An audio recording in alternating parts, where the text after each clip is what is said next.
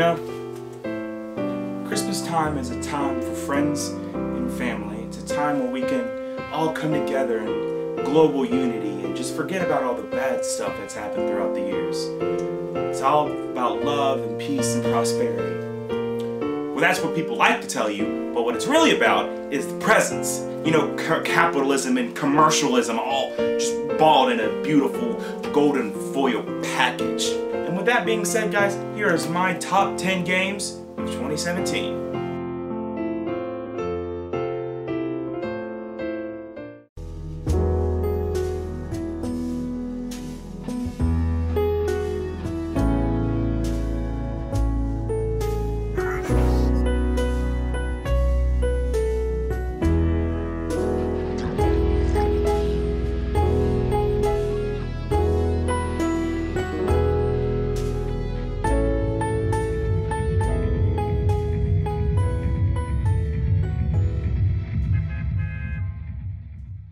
You know, Fortnite is a game that I really didn't expect too much from when I heard it was announced and I heard it was coming out this year. It was a game that, on the surface, seemed to be just another Minecraft clone or another cash grab. But I think once I started to play it, you started realizing how the different mechanics worked and how great this game actually is on the base level of it. You start out in Fortnite by getting a character and upgrading that character throughout different llama chests or points that you earn throughout different missions and base defense.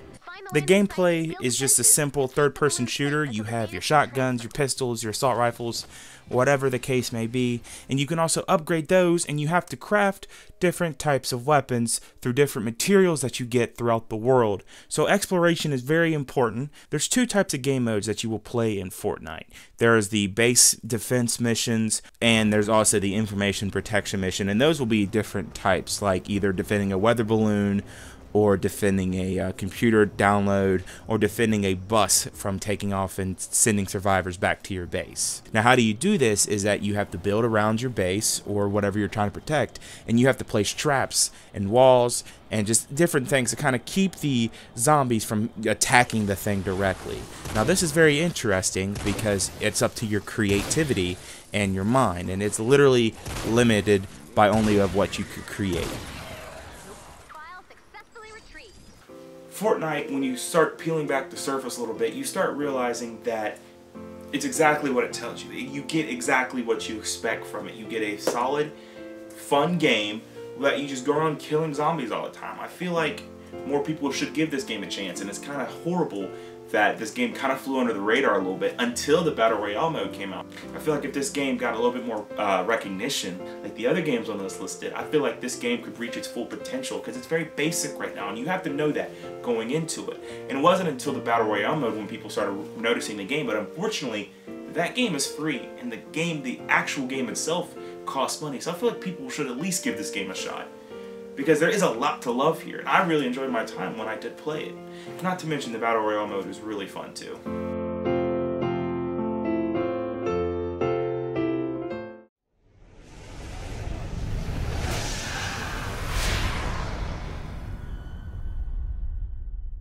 Shadow of War was a game that I was super excited for when they announced it, because I feel like Shadow of Mordor was great, but I feel like if they expanded on it, it would have been a terrific game, almost phenomenal game.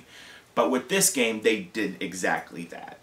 Shadow of War picks up right where Shadow of Mordor left off, with Talion and Celebrimbor creating the one true ring, but unfortunately it falls in the hand of the Spider Lady, and she tells you to defend Minas Ithil, and it falls anyways because Sauron's dick, and you're powerless to stop it. I'm paraphrasing, of course, guys. I don't want to spoil anything for you guys. And that leads right into the major mechanic of this game, taking over forts. Now, how do you do that?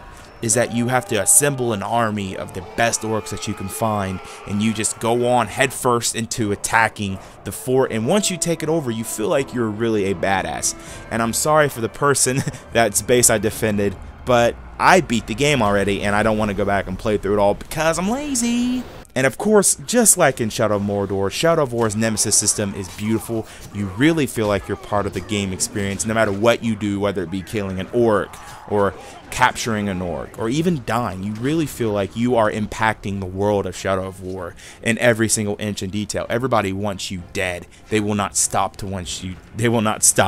until you are dead. And this motherfucker keeps coming at me regardless of how many times I kill him. What am I supposed to do?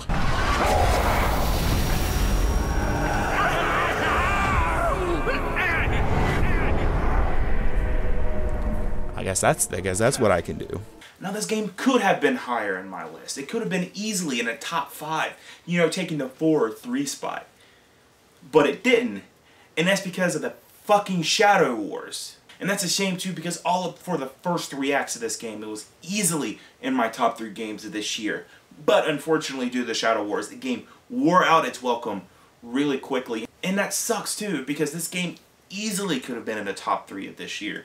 But I feel like on the first 3 acts were great, and the 4th act, it wore out its welcome a little bit too soon. And it's a shame too, because the ending of this game is beautiful. It sums up so much, and I'm not going to spoil anything in this video for any of these games. But it sucks that you had to spend hours of grinding just to get to this great ending. And I feel like I just wanted the game to be over after a while. So that's why it's at number 9, and it sucks because this game is really great, and you guys should totally get it.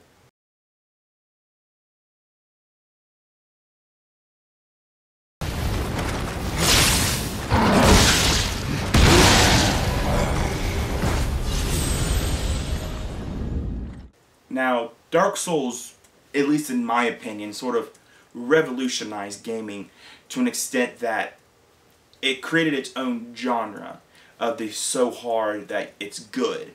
You know, the very vague and the very vague storyline and the very intense difficulty. It's not for the faint of heart, but if you do play those games, there's a lot to love there, and I'm personally a fan of those games. So when I heard about Nioh, I was a little skeptical because I feel like that's becoming a trend now, that you have to be so hard that it's good. And I was really scared about that. But what I got was a terrific experience. Nioh is definitely not for the faint of heart. You know, you have to go into this game knowing that you're going to die. And that is very important because you will die. A lot. The gameplay of these games has to be pinpoint and precise, and I can tell you with the utmost certainty that Nioh exceptionally delivers on that. It's fast, it's quick, there's a lot to love here, and there's a lot to learn if you put in the time and effort to it. And also, the biggest selling point to me is the stance system, where you have low stance, which does attack faster, but at the cost of attack power. Mid is right in the middle of attack power and movement and quickness, and high stance deals the most damage, but you're also slower and you take a risk of defense and guard because you have to put so much energy into your attacks. And the bosses of this game is extremely unique. I'm fighting the giant centipede right now, and it's a little confusing, but hey, how hard can it be, right?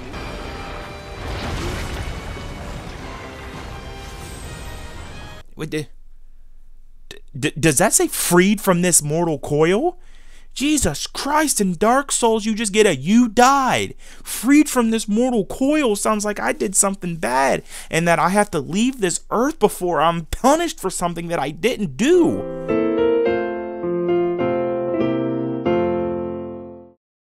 I'm in this spooky shit with you too, buddy. What the hell? Oh, it's an eyeball. The Evil Within 2 is a lot like the previous games on this list, you know. It's like Fortnite in the way that it didn't get the proper exposure that it deserved and that it earned from the first game. And like Shadow of War, it took an amazing first game and it built it on from that. And I think it has to be commended for that. Now, before you guys say anything, I am going to use footage from my Let's Plays. I do apologize for that, but this video kind of snuck up out of nowhere, and in order to save time, I kind of have to use footage. And plus, why would you record footage that I've already played on the channel? It's kind of redundant. Now, with that out of the way, The Evil Within 2, it is cheesy, and it starts off super cheesy with Sebastian running into a burning house for some reason, and you find out his daughter is in the attic, and whoa, look out, guys, she's actually dead. She's on fire! God! Oh God! Oh my God!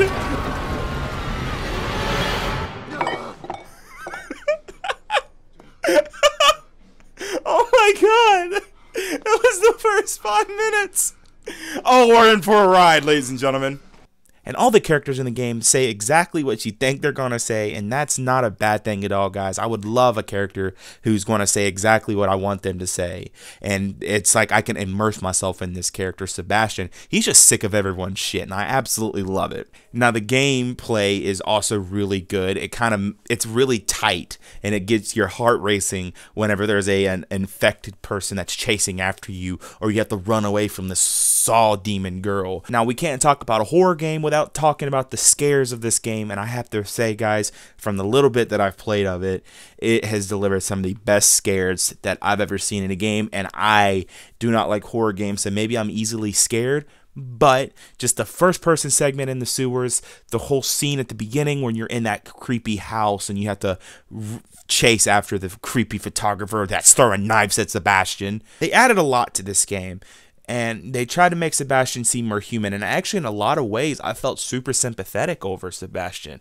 You know, this is a man that lost everything after the events of the first game. Hell, even losing his daughter and his wife. This man has lost so much, and you can kind of see that in the opening of the game when he wakes up in a bar, just in the middle, at the bottom of a bottle, trying to find redemption.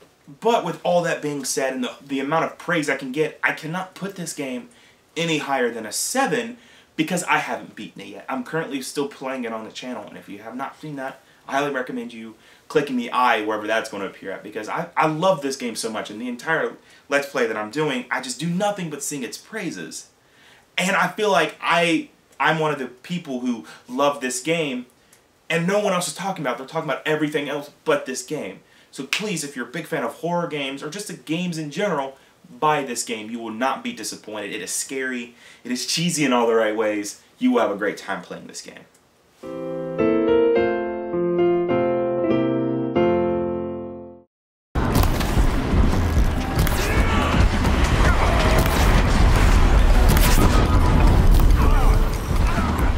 Horizon Zero Dawn seemingly took the gaming world by storm when it came out earlier this year. When I first heard about it, it was like robots and dinosaurs all meshed into one. How can I not get excited about that? But the more people started talking about the game, and the more people started explaining the game to me, and started playing it and talking about it with our friends, there seemed to be a lot more depth to this game than I gave it credit for. From the very opening moments of this game, you are taught that you do not matter and that you are an outsider. You will not be loved by anyone in this game. The game will not go easy on you. The world is going to be cold and relentless. And that's really going to push you to beat everyone's expectations about you. Like Aloy, you have something to prove from the very moment that you hit start on this video game. You are put into this beautiful post-apocalyptic world with vibrant green meadows, desolate deserts, snowy mountaintops. When you're in all these environments, you actually feel like you are part of the world that you're in. It feels so good when you take out that big prey that you've been searching and hunting for a while, and once you actually figure out the weaknesses of each individual dinosaur, it feels so good and you feel like a true badass. Aloy is equipped with an arsenal of weapons, but your primary weapon will be your bow that you will become highly acquainted with. This game is incredible. When I first played it, I really wasn't hyped for it. I knew it was a great game going into it, but I really didn't appreciate the game until actually I beat the game. The world was beautiful, the characters were amazing. Just everything about this game was just phenomenal. And I cannot wait to see if they make this a series. I cannot wait to see where they take this next, because there's a lot of twists and turns in this game that I feel like left me on my toes, kept me on the edge of my seat, and kept me wanting more. And that's what makes a great game. If it leaves you wanting more, you've done your job, in my opinion. And that needs to be commended. Ah! Heck of a thing, ain't it? Sure shit beats the hell out of dying. Ooh, Resident Evil 7. Now, I'll be honest with you guys. Going into this game, I was not a big Resi fan. I enjoyed the games, but I never played them that much, and I never really got the appeal behind those games. So when I heard that they were making a 7th game, after the horrible reception the 6th one got, when I heard they were making a 7th one, and they were changing everything completely, I was a little skeptical. Yeah, I'll admit it, I was really skeptical about this game, but after watching the 2016 PlayStation conference trailer, my skepticism was gone out the window, baby. I was super excited to get trapped in a Baker house with a lot of cannibalistic, murdering psychopaths. And I will have to say, guys, that this game delivered on all fronts. The character Ethan gets an email from his wife saying that, oh, she's fine and don't come after me, which, can we be honest, guys? In every horror scenario, they're going to come after you, so just don't say, don't come after me. And after getting the email from his wife, he follows the trail to Louisiana and to the Baker house, and immediately you get this sense of dread. And as soon as you're walking into the Baker house, you start to see that this is not the house I should be in. Maybe I should get the hell out as soon as possible. But you're greeted by old Daddy Jack, and from that point on, it is a race against time and to find your wife before they do something horrible, and also discovering the horrors of the Baker house. I love how they went back to classic Resident Evil with this game. You know, it feels like I am absolutely trapped in this game, and it is me against all odds. You're not this overpowered STARS agent, or you're not a Raccoon City police detective. You are just a normal man against these horrible beasts and these murderous psychopaths. When you step foot in that Baker household, you immediately get a sense of fear. You feel cold, like alone, like someone's watching you, and you just can't prove it yet. The gameplay is a lot like The Evil Within with the tightness and the sensitivity, where it feels like you are aiming a gun underwater. It's like there's some response lag to it. But like I said before, Ethan is not a specially trained STARS operative, so he's just a normal guy with a gun. So of course his reflexes aren't going to be as good. And that gives you a sense of immersion, like you have to be on your guard at all times, because you might fuck up and die a horrific death. But after playing the game, my doubts were immediately crushed.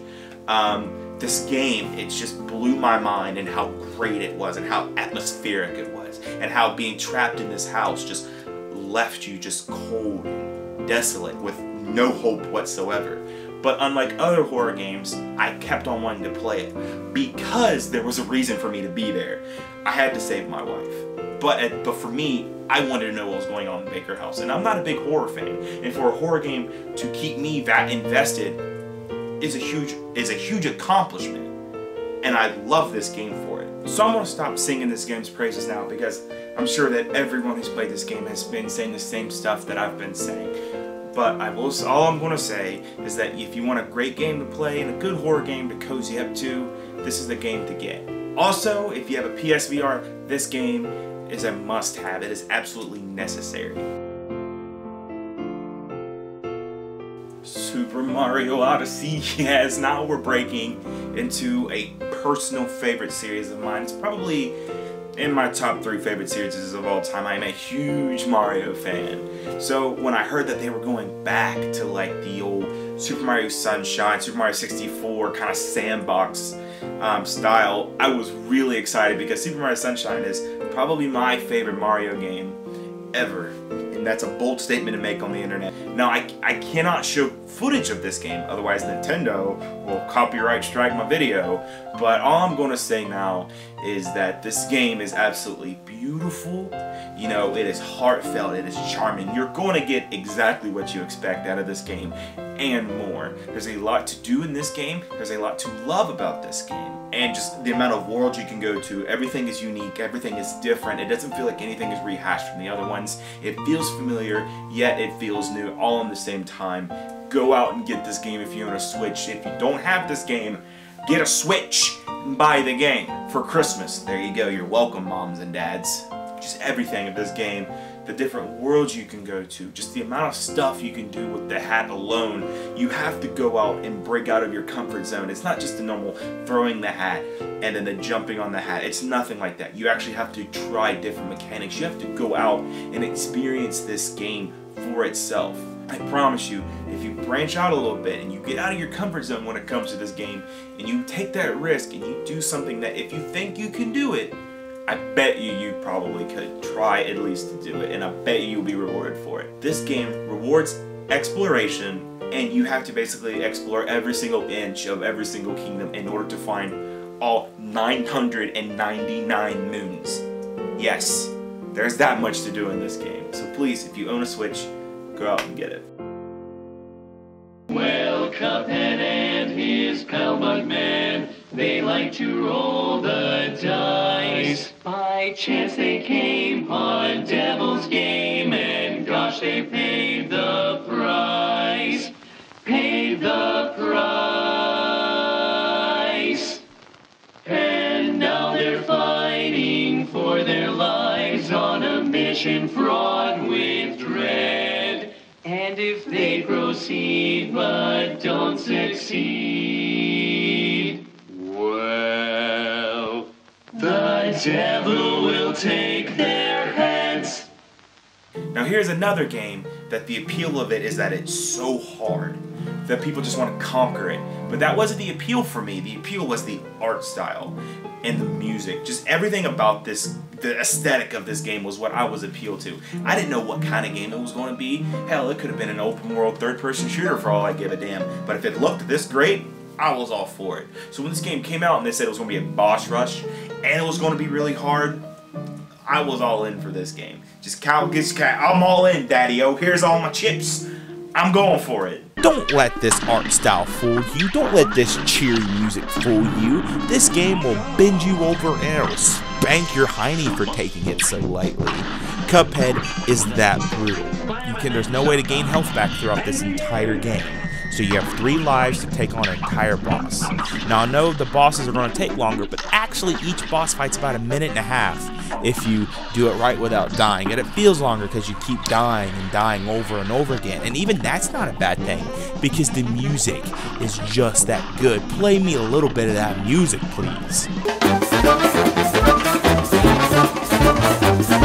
Yeah, that's so good, and the music is what gets you so hyped for this game. And even when I'm dying 30, 40 times in the level, it's not that bad because each track is just so good. It is so pleasant to look at, it is so much fun to play. I cannot get enough of this game, so that is why it's at my number 3 right now. You know, like Dark Souls doesn't tell you how many times you die in this game. Surely this game's not going to tell me how many times. Oh my god. And can I say that one of my favorite pieces of music in this game is the King Die world exit to go to the next one. Can we just play a little bit of that, please? I'm Mr. King Dice. I'm the gamest in the land. I never play nice. I'm the devil's right-hand man. If I have not convinced you to buy this game, please do yourself a favor.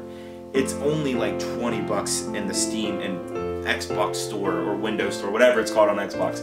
It is only $20. Do yourself a favor for Christmas. Don't buy this for a friend. You have to play this game. It is that good, and the love and the dedication and the time it took to make this game has to be rewarded with your purchase, and just share it out with a friend. Just get this game and play it. You have to. Please.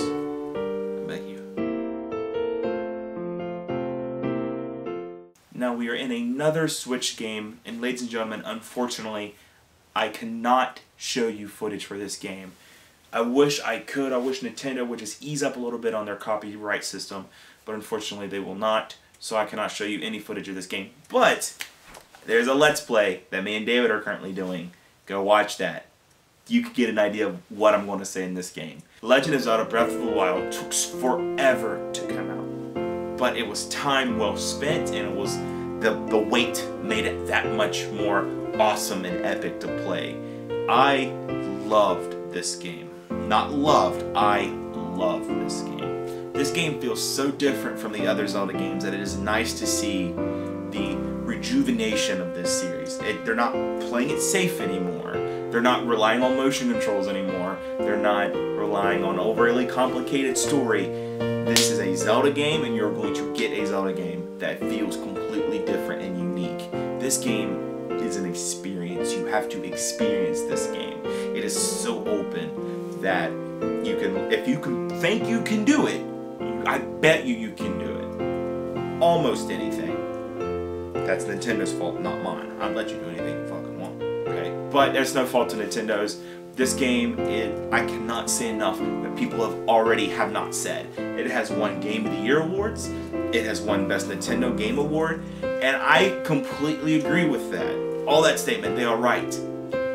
But there's one other game, in my personal opinion, is better than Zelda, and I cannot believe I'm actually saying this. So here it is, ladies and gentlemen, without further ado, this is my favorite game of the year.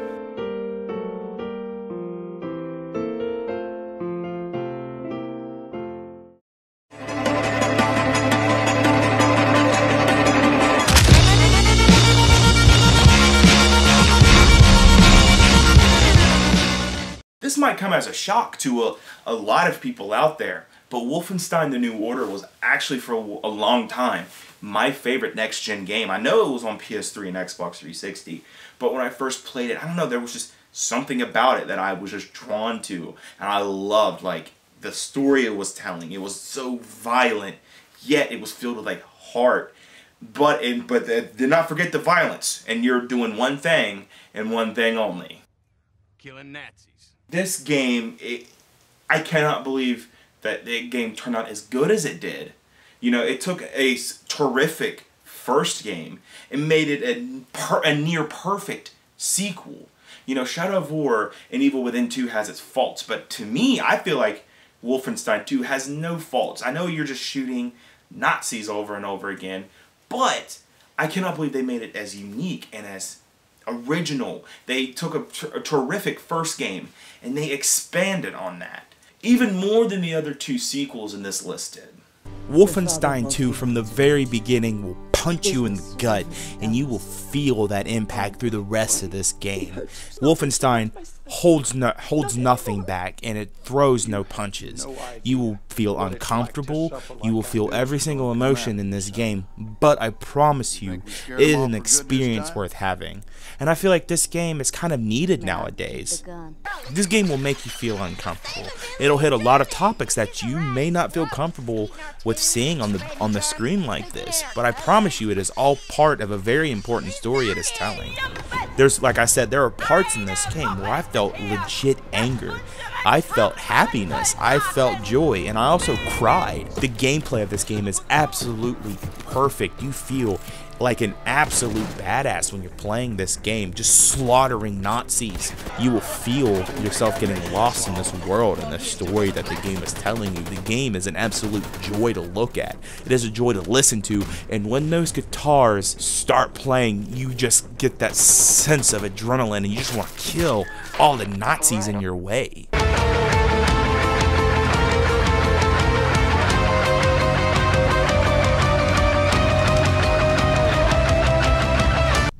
And there's a part in this game that I have to talk about. I'm sorry if I'm spoiling it for you guys, but there's a part where you actually meet Hitler, and instead of making Hitler this godlike figure who is just commanding all these Nazis, he is just weak, old, pathetic human being who can't even stand up for most of the time. He's cold all the time, he's throwing up, he's paranoid. He seems like he's spouting nonsense. There's even a part where his mind just starts deteriorating and he hugs the director of this film at this shooting. Mir ist so kalt. Fick! I felt every single emotion you can probably feel in this game. It's such a roller coaster of emotions that I felt something. Zelda was the only game in this list that came close to that. But with Wolfenstein 2, I felt anger, I felt hatred, I felt loved, I felt brotherhood, kinship, despair. Almost every emotion that I can probably think of, I have felt. And that's so weird. Like, I played this game expecting greatness, but I came out like a changed person. And I know it sounds like I'm overhyping this game, but that's how good this game was. It's not for the faint of heart. I will warn you right now, this game is not for the faint of heart. In this overly PC era that we currently live in, this game does not pull any punches. You have to know that going into. If you are easily offended, you will probably be offended by this game. But if you can push through that, there's a terrific and phenomenal experience with this game that you will learn something about yourself when you play this game. I did not think that I could feel actual joy and actual like caring for these characters. I wanted none of these characters to die. And that's weird too, because usually in these kind of games there's like one person you just want to die, but all these characters were so memorable, they were so lovable, they were just so unique, and it's like not copycats from other games, they were themselves. And I think the voice actors who played Frau and who played BJ Blazkowicz, they have to be highly commended for the voice work they did and the emotion that they did. BJ Blazkowicz is a badass, and Frau is just like this intimidating presence. Whenever she's on the screen, she steals the show. But this game, you have to play. The other games, it was like, oh, you have to play it. But I was joking. This is a game that you have to play. You will not be sorry for your purchase. Go out and buy this game. That's all I can say for this. And there you have it. This is my top 10 games of 2017. I want to extend a personal thank you to all the people throughout this year that have helped me make videos, that have stuck with me through the good times and the bad times. I went through a lot in 2017. And I'm glad that everyone out there has been sticking with me. And I just want to personally say thank you for that. This video has been really different from the kind of videos that I'm used to making.